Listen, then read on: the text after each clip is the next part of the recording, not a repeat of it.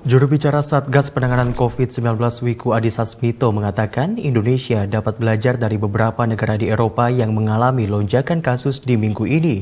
Meskipun tingkat vaksinasi sudah tinggi, protokol kesehatan seperti penggunaan masker harus tetap diperketat, terutama dalam menghadapi periode Natal dan Tahun Baru.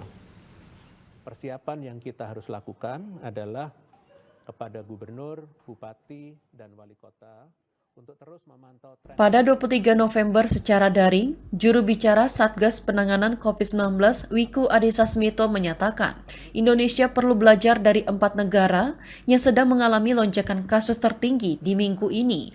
Negara tersebut meliputi Jerman, Austria, Belanda, dan Belgia.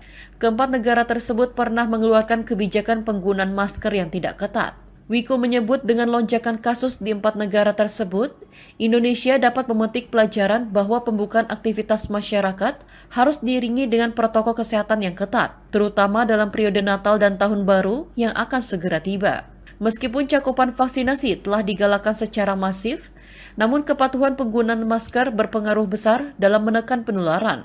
Wiku mengingatkan Indonesia perlu berhati-hati dalam menyambut Natal dan Tahun Baru. Persiapan yang kita harus lakukan adalah kepada gubernur, bupati, dan wali kota untuk terus memantau tren kasus baik secara nasional maupun wilayah masing-masing. Apabila menunjukkan kenaikan, perlu segera ditindaklanjuti agar tidak terus melonjak. Antar bupati dan wali kota juga dapat untuk saling berkoordinasi, mengingatkan, dan bahu-membahu apabila terdapat wilayah yang mengalami kenaikan kasus di sekitarnya.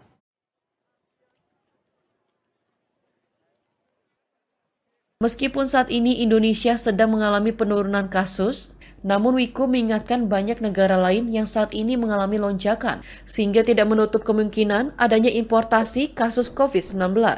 Meningkatkan cakupan vaksinasi dosis lengkap, menurut Wiku merupakan perlindungan maksimal, guna mencegah tingkat keparahan saat terinfeksi.